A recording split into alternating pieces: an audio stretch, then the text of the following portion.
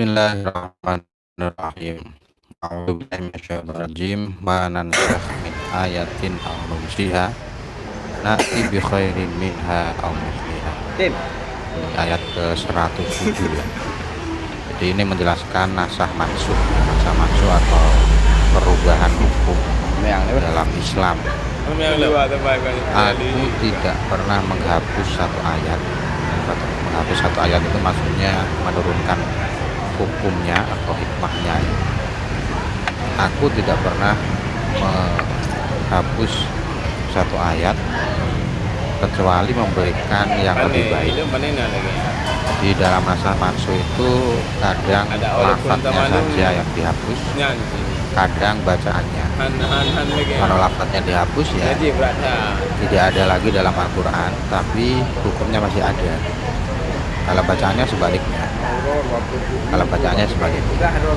jadi masih ada dalam Al-Quran, tapi tidak, hukumnya sudah tidak ada lagi dalam Islam.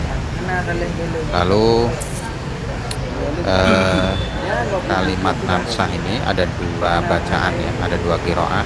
Ada yang membaca nunsi. Kalau nunsi berarti dari wajan af'al. Artinya bisa saya memerintahkan kau adalah Nabi Muhammad atau memerintahkan malaikat Jibril untuk menghapusnya. Atau bacaan kedua seperti bacaan kita, yaitu nansakh. Ada juga sebenarnya yang membaca nansakh. Nansakh itu mengakhirkan satu ayat, tidak menurunkan hukum Al-Quran, dan juga tidak menghilangkan bacaannya, atau bisa diartikan tidak mengakhirkannya dalam Lauhul Mahfuz. Kalau dibaca nansakh itu berarti dari kata nisyanatnya lupa ya. Saya tidak melupakan Al-Quran itu, menjadikan lupa Al-Quran dari hatimu Nabi Muhammad. Nanti bi khairi minha aw misliha.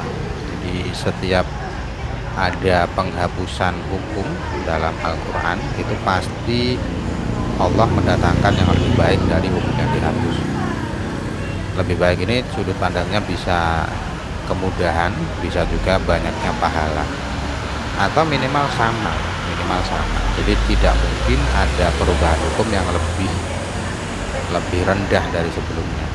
Jadi lebih baik atau sama ini ya dari sisi berat atau mudahnya dilakukan, dan juga dari sisi pahala. Alam ta'lam anallaha ala kulli syai'in qadir. Apakah kau tak tahu bahwa Allah Maha berkuasa atas segala hal yang Ia kehendaki. Termasuk dari kekuasaan Allah adalah menghapus ayat dan juga merubah ayat dengan ayat yang lain. Alam ta'lam anallaha lahu mulkus samawati wal ardh. Apakah kau tak tahu bahwa Allah memiliki kerajaan langit dan bumi, melakukan apapun yang Ia kehendaki. Wa ma lakum min dunillahi waliyyin wa la nasir. Di selain Allah, kalian tidak akan memiliki satu wali ya, satu penjaga yang bisa menjaga kalian, dan juga tidak memiliki penolong yang bisa menolong kalian dari azab Allah Subhanahu wa taala bila Allah menghendaki bisa kalian. Kemudian di ayat berikutnya ini sudah beda pembahasannya ya. Ayat berikutnya ini turun saat penduduk Makkah bertanya kepada Nabi. Bukan bertanya, meminta kepada Nabi agar Nabi melebarkan kota Makkah, agar Nabi menjadikan Gunung Sofa itu emas ya. Ini permintaan yang bodoh juga sebenarnya. Jadi Nabi diminta agar Mekah diperlebar dan Gunung Sofa dijadikan emas. Kemudian turun ayat, am turiduna antas alu rasulakum kama suila Musa min qabl. Apakah kalian meminta kepada utusan kalian seperti apa yang diminta kepada Nabi Musa sebelumnya? Nabi Musa Di saat bersama kaumnya juga diminta hal-hal yang aneh seperti itu. Arinallaha jahra. Nabi Musa diminta oleh kaumnya agar kaumnya itu melihat Allah dengan nyata. Dan juga permintaan-permintaan yang lain, di permintaan yang sebenarnya tidak masuk akal. Famay yatabadilil kufra bil imani faqad dalla sawa'a as-sabil. Barang siapa yang mengganti kekafiran dengan iman, artinya mengambil kekafiran dengan sebagai ganti dari keimanan, yaitu mereka tidak merenungkan ayat-ayat Allah, dan membuat-buat hal-hal yang tidak dijelaskan oleh Allah, hal-hal yang tidak diterangkan dalam Al-Quran. Sungguh mereka adalah orang-orang yang telah tersesat dari jalan yang lurus. Mereka adalah orang-orang yang salah menempuh jalan yang benar. Wadda katsirun min ahlil kitabi law yaruddunakum min ba'di imanikum kuffara hasadam min indi anfusihim. Banyak orang ahli kitab ya, Nasrani atau Yahudi, yang menginginkan kalian kembali kafir setelah kalian beriman, sebab kedengkian yang ada di hati mereka. Jadi kedengkian orang-orang ahli kitab itu menginginkan atau mendorong mereka agar pengikut Nabi, agar orang-orang Islam melakukan keburukan-keburukan sehingga menjadikan mereka kembali kafir. Mim ba'di ma tabayyana lahumul haqq. Padahal orang-orang ahli kitab itu, khususnya orang Yahudi, mereka sudah mendapatkan pencerahan dari Allah, sudah diberi kitab Taurat ya. Sudah diberi kitab Taurat dan di dalamnya menjelaskan kebenaran, yaitu sifat-sifat Nabi Muhammad SAW. Fa'fu anhum wasfahu hatta ya'tiyallahu bi amri. Tinggalkanlah saja mereka. Jadi orang-orang yang menginginkan kalian kafir itu biarkan saja, tinggalkan saja, berpaling saja, tidak usah dibalas hingga nanti Allah menurunkan kehendaknya. Jadi Nabi di saat ini, di saat turun ayat ini masih belum diperintah untuk memerangi mereka, orang-orang Yahudi. Jadi nanti saat Nabi hijrah ke Madinah itu ada sekelompok Yahudi yang mengingkari janji mereka sehingga Allah memerintahkan memerangi mereka. Innallaha ala kulli syai'in qadir. Allah maha kuasa atas segala hal yang Ia kehendaki. Wa aqimus sholata wa atuz zakah. Dan dirikanlah sholat, tunaikanlah zakat, wa qaddimu li anfusikum min khairin tajiduhu indallah innallaha bima ta'maluna basir. Apapun yang pernah kau lakukan untuk diri kalian, kebaikan-kebaikan yang kalian lakukan untuk diri kalian, yaitu ketaatan kepada Allah, menyambung tali silaturahim, bersedekah, maka nanti di sisi Allah kalian akan menemukan gantinya, akan menemukan pahalanya. Sungguh Allah adalah zat yang maha mengetahui apa yang kalian lakukan, sehingga kelak di akhirat Allah akan membalas kebaikan-kebaikan yang kalian lakukan di dunia.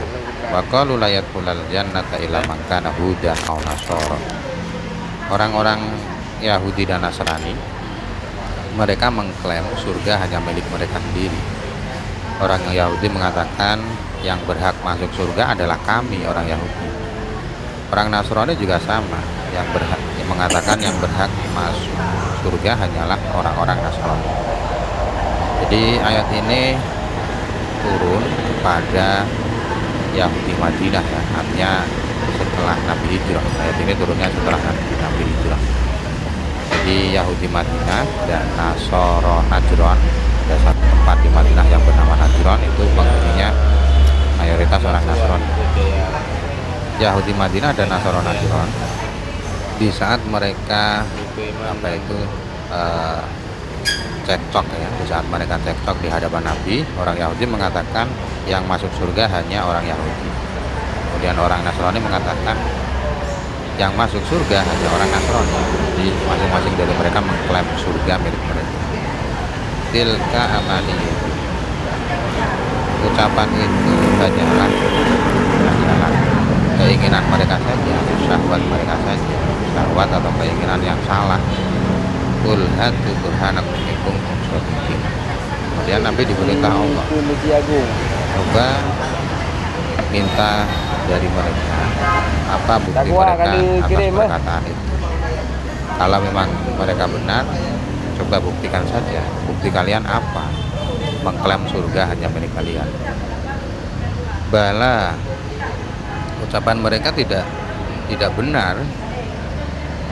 Artinya yang masuk surga itu bisa kelompok lain selain mereka. Man aslama wajhahu lillahi wa huwa muhsinun falahu ajruhu inda rabbih wala khaufun alaihim walahum yahzanun. Jadi siapapun yang menyerahkan dirinya kepada Allah, siapapun yang tunduk kepada perintah Allah, maka dan berbuat baik kepada Allah, mengesahkan Allah, maka pahalanya nanti akan diterima di sisi Allah. Artinya mereka akan mendapatkan surga. Jadi tidak dari kelompok Yahudi atau Nasrani, yang penting mengikuti aturan-aturan Allah dan menesahkan Allah ya, maka mereka akan masuk surga. Tidak akan ada ketakutan bagi mereka dan tidak ada kesedihan bagi mereka di akhirat nanti. Lalu di halaman berikutnya, wa qalatil yahudu laisatin nasara ala syai' wa qalatin nasara laisatil yahudu syai'. Ini juga masih cekcok mereka berdua ya. Orang-orang Yahudi mengatakan orang-orang Nasrani itu tidak benar. Orang-orang Nasrani itu tidak benar. Yang dia perbuat itu tidak dianggap. Dan mereka orang-orang Yahudi mengafiri Nabi Isa, tidak meyakini Nabi Isa. Dan orang Nasrani juga mengatakan hal yang sama kepada orang Yahudi. Orang Nasrani mengatakan Yahudi itu tidak benar, dia itu perbuatannya tidak dianggap, dan mereka mengafiri Nabi Musa. Jadi orang Yahudi mengafiri Nabi Isa, orang Nasrani mengafiri Nabi Musa. Wahum yatlun alkitab, padahal mereka dua kelompok itu masing-masing membaca kitab yang diturunkan kepada mereka masing-masing. Padahal dalam kitab Yahudi, kitab Taurat, ada pembenaran Nabi Isa. Begitu pula dalam kitab Injil, kitab yang diturunkan kepada orang Nasrani juga membenarkan Nabi Musa. Itu sebenarnya ya ucapan itu tidak sesuai fakta. Kadzalika qala alladziina la ya'lamuna mithla qaulihim. Jadi seperti ucapan mereka, yaitu ucapan orang-orang Yahudi dan Nasrani. Orang-orang musyrik di Makkah juga sama. Orang-orang yang tidak mengetahui artinya ya tidak tahu kitab ya. Orang Arab dan yang lain itu juga mengatakan hal yang sama seperti yang dikatakan Yahudi dan Nasrani. Dia mengatakan likulli dinin laisu ala syai'. Semua orang yang punya agama itu salah ya, kata mereka. Kata orang-orang musyrik itu, semua yang punya agama itu yang mereka lakukan salah. Jadi setiap orang itu ya punya klaim masing-masing. Fallahu yahkumu bainahum yaumal qiyamati fi ma kanu fihi yahtalifun. Dan Allah Subhanahu wa taala kelak di hari kiamat akan memberi keputusan kepada mereka, memberi keputusan atas apa yang mereka perselisihkan, yaitu tentang agama ya.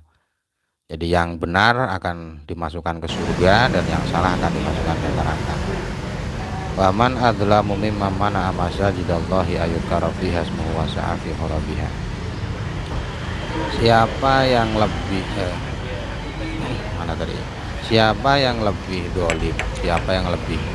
dolim dari orang-orang yang menghalangi masjid Allah untuk disebutkan namanya di sana, untuk melakukan sholat di sana, membaca tasbih di sana, dan ia ingin merobohkannya, ingin mengosongkan. Jadi sangat buruk sekali perbuatan ini ya. Orang yang berusaha agar masjid Allah kosong, bahkan agar masjid yang melakukan sholat di dalamnya roboh, itu kezalimannya sangat besar sekali. Ayat ini turun untuk menghabarkan bangsa Romawi yang ingin menghancurkan Baitul Maqdis di Palestina ya. Atau ada juga pendapat yang mengatakan ayat ini turun kepada orang-orang musyrik saat mereka menghalangi Nabi dari Ka'bah ya. Artinya dalam tahun Hudaybiyah, dalam tahun perjanjian Hudaybiyah itu kan Nabi ingin melakukan haji tapi dihalangi oleh orang-orang musyrik. Jadi sabab turunnya ayat ini itu ada perbedaan pendapat. Ulaika maka lahum ayadkhuluha illa khaifin. Mereka tidak bisa masuk ke dalamnya kecuali dalam keadaan takut ya. Artinya ayat ini adalah perintah kepada orang-orang Islam untuk memerangi mereka. Jadi takutilah mereka dengan memeranginya. Sehingga orang-orang yang ingin masuk ke Masjid Allah, mereka tidak merasa aman. Lahum fid dunya khizyu wa lahum fil akhirati adzabun azim. Jadi bagi mereka di dunia mereka mendapatkan kehinaan dengan dibunuh ya, sebagian dari mereka dibunuh, dan juga ada yang ditawan, ada yang dibebani membayar jizyah, membayar denda. Dan kelak di akhirat mereka akan mendapatkan siksaan yang besar, yaitu neraka. Kemudian di ayat setelahnya ini sudah beda lagi pembahasannya. Ayat setelahnya pun saat orang-orang Yahudi mencela penghapusan hukum menghadap kiblat. Dan orang Islam atau Nabi Muhammad itu kan pernah beberapa bulan menghadap ke Baitul Maqdis sholatnya ya. Itu setelah dipindah lagi ke Ka'bah, itu orang-orang Yahudi mencela hari itu.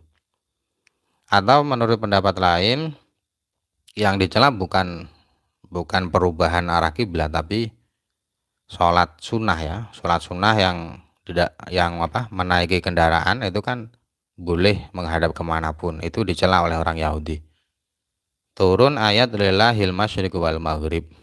Jadi semua bumi, semua arah itu milik Allah, baik arah timur maupun arah barat. Annahuma nahiyataha. Jadi arah timur dan arah barat itu semuanya milik Allah ya, karena bumi milik Allah. Fa aina tuwallu fathamma wajhullah. Jadi kemanapun engkau mengarahkan wajah kalian di saat sholat ya, maka di sana ada Allah, ada kiblat Allah, kiblat yang diridhoi oleh Allah. Jadi kiblat itu ya terserah Allah, mau diperintahkan menghadap ke Baitul Maqdis, mau diperintahkan menghadap ke Ka'bah, ya itu terserah Allah, karena semuanya milik Allah dan semua arah itu adalah arah Allah Subhanahu wa taala. Innallaha wasi'un alim. Allah zat yang maha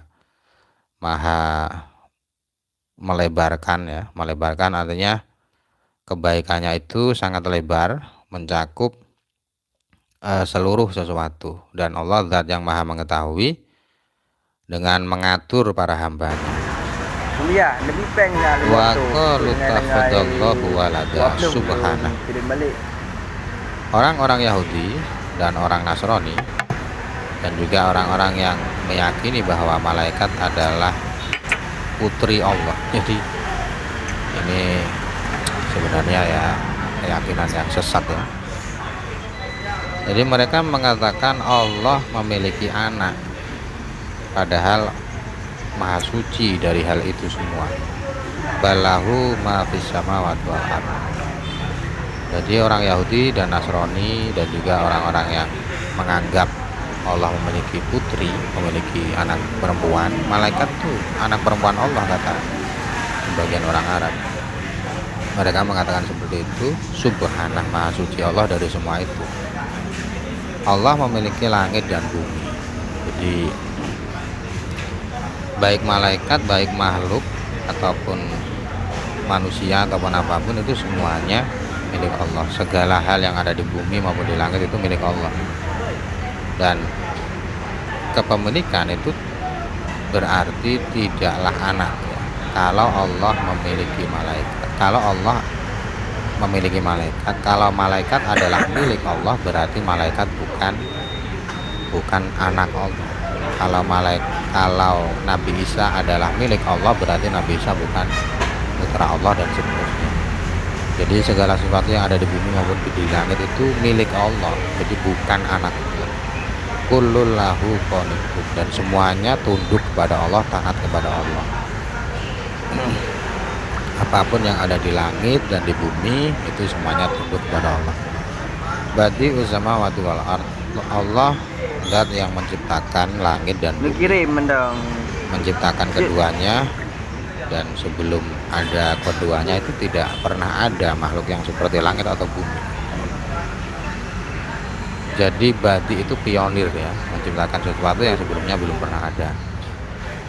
Fa idza qadha amran fa inna ma yaqulu lahu kun fayakun. Saat Allah berkehendak mewujudkan sesuatu, Allah berfirman, Allah berkata kun, sehingga sesuatu itu menjadi ada. Jadi ini adalah ungkapan cepatnya ya, ungkapan sesuatu yang cepat. Hanya berkata kun saja sudah jadi. Wa qala alladziina la ya'lamuna laula yukallimunallahu aw ta'tina ayah. Orang-orang yang tidak mengetahui, yaitu orang kafir Makkah, mereka berkata kepada Nabi. Mereka berkata kepada Nabi, meminta kepada Nabi agar Allah berbicara kepada mereka. Allah berbicara kepada mereka dan memberi penjelasan bahwa engkau adalah utusan Allah. Jadi mereka ingin mendengar Allah langsung ya, ingin mendengar firman dari Allah langsung yang mengatakan bahwa Nabi adalah utusannya. Au ta'tina ayah, atau mereka juga meminta menurunkan ayat yang datang kepada mereka. Jadi bukti mereka itu, maksudnya mereka orang-orang kafir Makkah itu meminta buktinya itu aneh-aneh ya, tidak masuk akal. Kadzalika qala alladzina min qablihim mitsla qaulihim. Ya, memang seperti itu, orang-orang sebelum kalian itu juga permintaannya aneh-aneh. Permintaannya aneh-aneh. Sebelum orang kafir Makkah, umat-umat terdahulu meminta ke nabinya juga sama seperti yang mereka ucapkan, sama seperti mereka minta, yaitu mempersulit ya. Maksudnya meminta bukti yang secara akal tidak akan terjadi. Jadi permintaan ini sebenarnya bukan meminta bukti, tapi mereka hanya sekedar ingin mempersulit saja. Tasyabahat qulubuhum. Jadi hati mereka sudah tasyabahat qulubuhum, hati mereka sudah kafir dan sudah mengingkari. Hati mereka sudah tasyabuh itu ya ada kebingungan sebenarnya. Ya karena mereka kafir, mereka mengingkari. Jadi ayat ini adalah penghibur Nabi Muhammad ya, penghibur Nabi Muhammad. Di saat Nabi Muhammad dituntut melakukan sesuatu yang tidak masuk akal, Allah menurunkan ayat ini. Kamu tidak usah resah dengan permintaan mereka. Umat-umat dahulu juga seperti itu. Qad bayyana al-ayati liqaumin yuqinun. Sungguh telah aku jelaskan ayat-ayat, tanda-tanda kepada orang-orang yang meyakini bahwa itu adalah ayat-ayatku, itu adalah tanda-tanda, sehingga mereka beriman. Jadi sebenarnya tanda-tanda itu sudah ada. Nah, permintaan orang-orang kafir yang meminta tanda yang lain, meminta bukti yang lain, itu hanya ta'anut saja, hanya menjadikan apa ya, hanya membuat Nabi sulit saja, mempersulit saja. Inna arsalnaka bil haqqi basyira wa nadhira. Sungguh aku telah mengutus engkau wahai Muhammad dengan kebenaran, petunjuk, dan juga memberi kabar gembira kepada orang-orang yang menerima ajakanmu. Memberi kabar gembira bahwa mereka akan mendapatkan surga, dan juga menakut-nakuti orang yang tidak mau menerima ajakanmu bahwa mereka kelak akan masuk ke neraka. Wala tus'alu an ashabil jahim. Dan engkau tidak akan ditanya, tidak akan dimintai pertanggungjawaban dari orang-orang yang menjadi penghuni neraka. Engkau tidak akan dimintai pertanggungjawaban, tidak akan dimintai pertanggungjawaban atas mereka. Malahum la yu'minu. Jadi orang-orang di neraka itu mereka ditanya nanti, mengapa kalian tidak beriman? Padahal begini ya, Nabi Muhammad tidak akan ditanya mengapa orang-orang yang ada di neraka itu tidak beriman, padahal engkau sudah menyampaikan. Ya, itu tidak akan ditanya seperti itu. Nabi Muhammad tidak akan dimintai pertanggungjawaban. Ya, karena itu memang takdir Allah. Walan tardu angkal Yahudi walan Nasara hatta tattabi'a millatahum. Orang Yahudi dan orang Nasrani, mereka tidak akan pernah rela kepadamu, tidak akan pernah ridho denganmu hingga engkau mengikuti agama mereka. Qul inna hudallahi huwal huda. Ucapkanlah kepada mereka bahwa petunjuk Allah, yaitu agama Islam, adalah petunjuk yang paling benar, dan selain itu murni kesesatan. Jadi agama Islam itu yang paling benar ya. Wala ini tabba'ta ahwa'ahum ba'dal ladzi ja'aka minal ilmi ma laka minallahi min waliyyi wala nasir. Jika sungguh ya, ini sumpah, wala ini sumpah ya. Sungguh bila engkau mengikuti hawa nafsu mereka, bila engkau mengikuti keinginan mereka, keinginan yang mereka ajak ke sana, andai kata engkau mengikuti keinginan mereka setelah datang wahyu dari Allah kepadamu, maka tidak akan ada makhluk yang bisa menjagamu, dan tidak akan ada penolong yang bisa menolongmu dari Allah. Jadi jangan pernah mengikuti ucapan mereka, jangan pernah mengikuti ajakan mereka. Sekali kau mengikuti ajaran mereka, maka ya siksa Allah akan datang kepada engkau.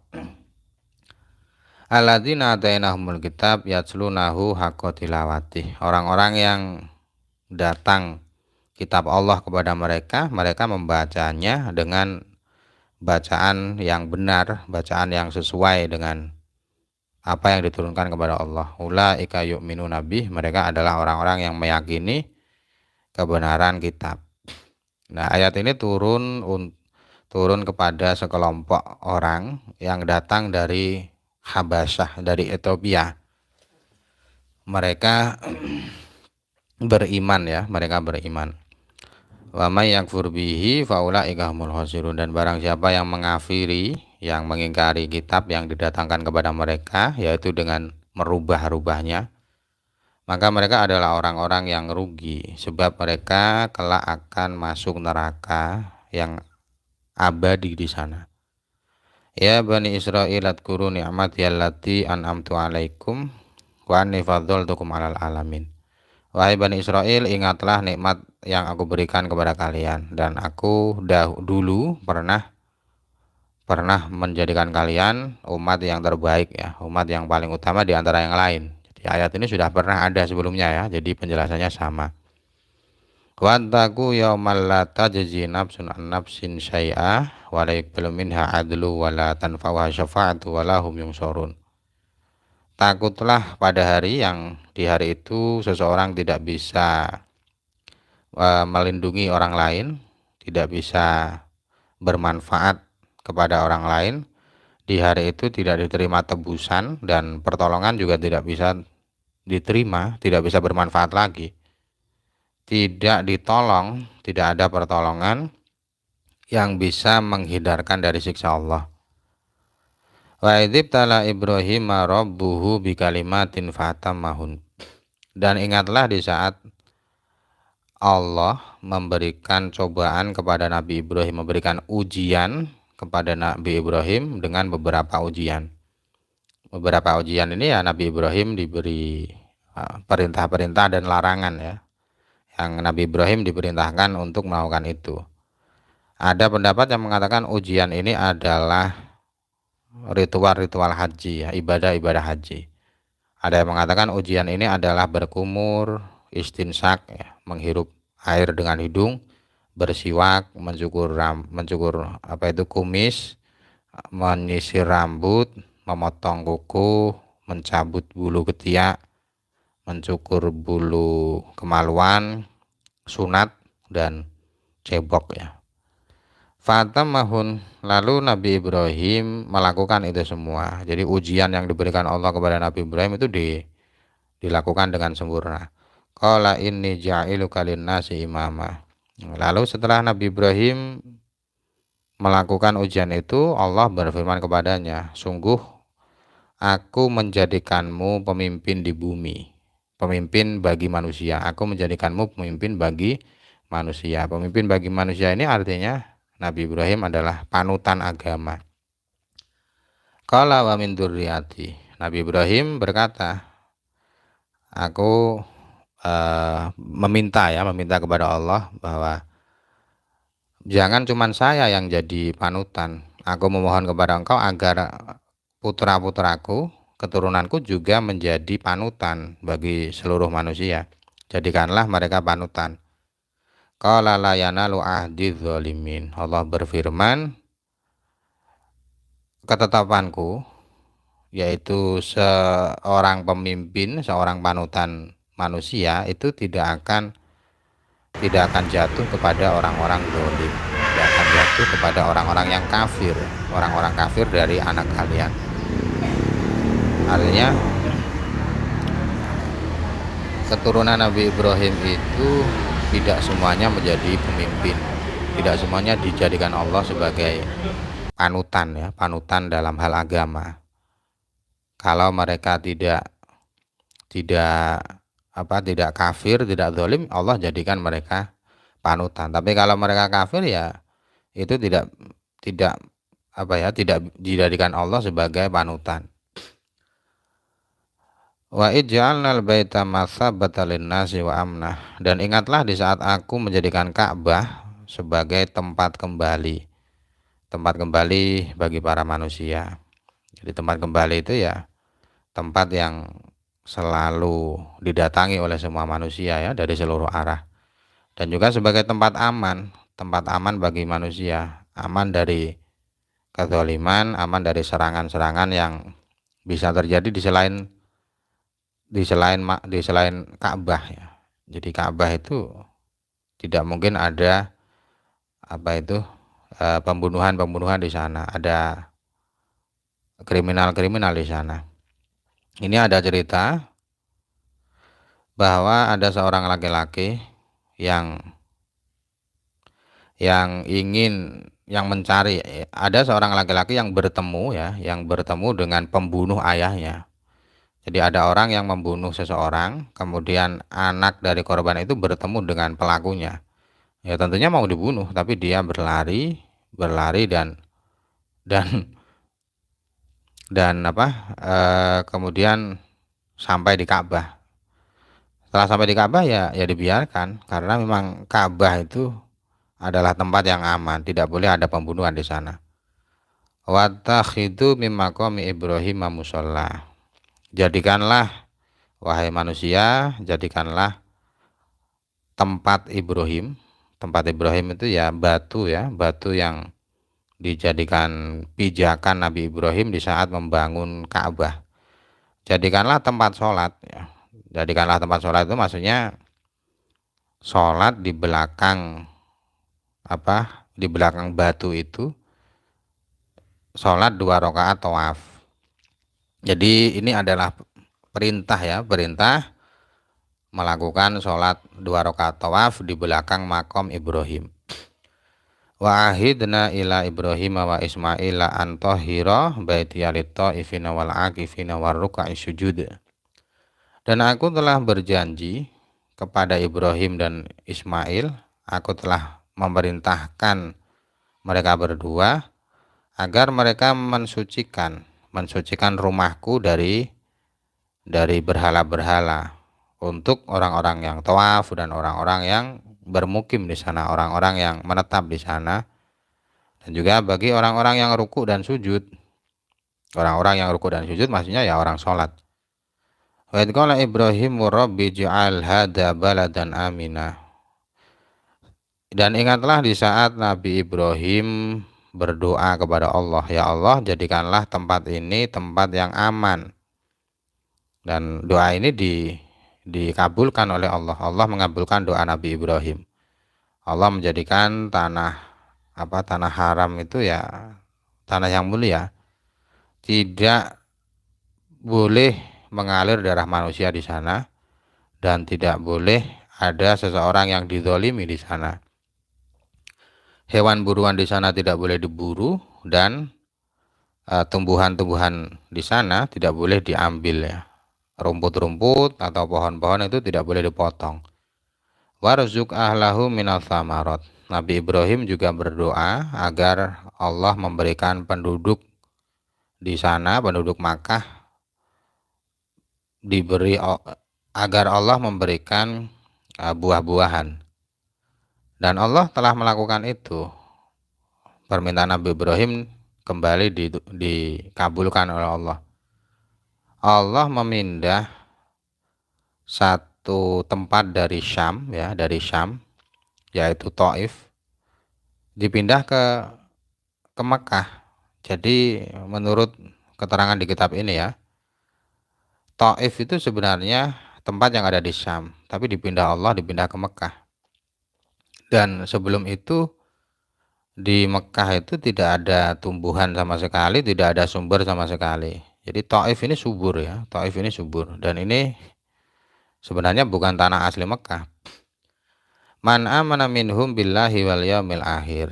Jadi permintaan Nabi Ibrahim agar Allah memberikan buah-buahan kepada penduduk Makkah itu tidak semua penduduk ya. Tidak semua penduduk yang didoakan Nabi Ibrahim, tapi hanya terkhusus orang-orang yang beriman kepada Allah dan hari akhir. Nah, mengapa Nabi Ibrahim berdoa seperti itu? Karena sebelumnya tadi Allah berfirman la yanalu ahdi dzalimin, bahwa janji Allah itu tidak bisa didapatkan oleh orang-orang yang zalim. Jadi tadi kan Nabi Ibrahim meminta agar putra-putranya juga dijadikan pemimpin, agar dijadikan panutan agama, tapi Allah bersabda la yanalu ahdi dzalimin, ya. Agar menyerahkan itu, maka Nabi Ibrahim juga memintakan rizki hanya khusus bagi orang-orang yang beriman saja. Qala wa man kafara fa umattihu qalilan tsumma attarruhu ila adzabin nar wa bi'sal masir. Allah berfirman ya, mohon maaf, Allah berfirman. Jadi permintaan Nabi Ibrahim yang khusus tadi ternyata tidak dikabulkan oleh Allah. Allah berfirman, aku akan memberi rezeki kepada orang-orang yang kafir juga. Jadi selama dia masih di dunia, dia juga akan kuberikan rezeki, akan kuberi mereka kenikmatan di dunia. Dan itu hanya waktu yang sebentar kalau dibandingkan dengan akhirat. Jadi saat mereka masih di dunia walaupun kafir, tetap akan kuberi rezeki, lalu setelah mereka mati akan aku kembalikan mereka ke akhirat ya, dan mereka akan merasakan siksa api neraka. Di sana mereka tidak akan ada celah untuk keluar dari siksa, dan neraka itu adalah tempat yang paling buruk ya. Jadi permintaan Nabi Ibrahim yang khusus ini tidak dikabulkan oleh Allah. Berbeda dengan permintaan sebelumnya. Kalau permintaan sebelumnya Nabi Ibrahim meminta umum, tapi oleh Allah dikhususkan. Kalau ini sebaliknya, Nabi Ibrahim meminta khusus, oleh Allah diumumkan. Wa idh yarfa'u Ibrahimul qawa'ida minal baiti wa Ismail. Rabbana taqabbal minna innaka antas samiul alim. Dan ingatlah saat Nabi Ibrahim meninggikan pondasi dan tembok Ka'bah ya, pondasi dan tembok Ka'bah. Jadi Nabi Ibrahim dan Nabi Ismail ya. Nabi Ibrahim dan Nabi Ismail membangun Ka'bah, meninggikannya. Dan mereka berdua berdoa, ya Allah terimalah bangunan ini. Karena Engkau adalah zat yang maha mendengar permintaan, maha mendengar semua ucapan, dan maha mengetahui semua perbuatan. Rabbana waj'alna muslimaini laka. Ya Allah, jadikanlah kami berdua orang yang tunduk kepadamu. Wa min dzurriyyatina ummatan muslimatan lak. Dan jadikanlah anak-anak kami, keturunan kami, kelompok yang juga tunduk kepada Engkau. Yang juga tunduk kepada Engkau. Wa arina manasikana. Dan ajarilah kami, beritahulah kami tempat-tempat ibadah kami, syariat-syariat ibadah kami, syariat haji kami. Wa tub alaina, dan terimalah taubat kami, innaka antat tawwabur rahim. Sungguh Engkau adalah zat yang maha